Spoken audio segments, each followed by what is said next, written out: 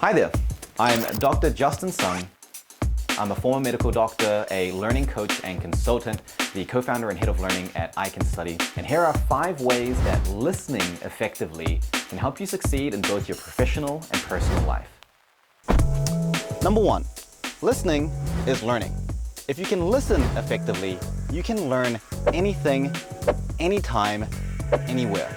Years ago, I worked with this senior manager of a very large software company, and he used to struggle with learning to manage new projects. There was a lot to learn with a very short amount of time and some high stakes decisions that he had to make. And he was convinced that he had to sit down for long periods of time reading and writing things out. After just a couple of weeks of training his brain to process auditory information, he was able to drastically improve his ability to learn while listening. Not as good as his reading, but he was able to then fit in 2 hours a day of extra learning through audiobooks on his commute to and from work. And that's pretty good. Number 2, listening well is the X factor for teamwork. Once that manager learned to listen effectively, he was able to extract more value from his meetings. The types of questions he asked during meetings were more targeted and more focused. Problems that normally take weeks or even months to discover were identified in the initial meeting. He also realized that his juniors tend to make a lot of mistakes, but not because that they were incompetent, but because they didn't know how to listen critically and ask the right questions. And so because the leader knew how to drive the project more confidently, the productivity of the entire team was upgraded. Number 3, your brain likes having something to focus on. When you listen with the right focus, it helps your brain do what it's good at. I eventually had the chance to work with one of these junior employees. One in particular stands out. His name was Dan, a new graduate designer.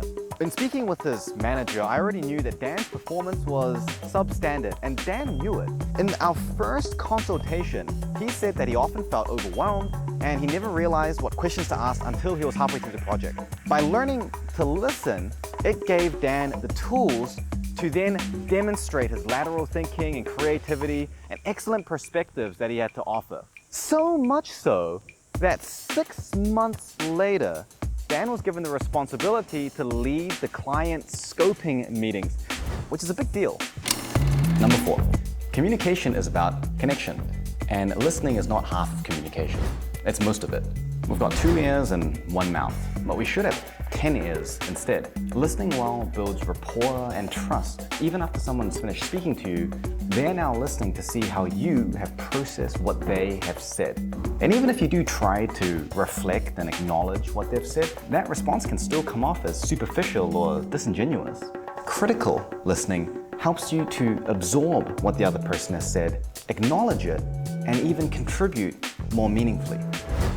And number 5, good listening takes effort, and that effort makes you unique. Listening effectively takes energy and concentration.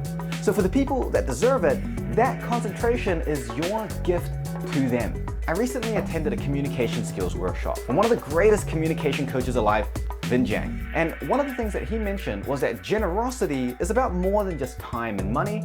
It's also about your energy. Especially in today's busy world, it is so rare to find people that are generous with their energy.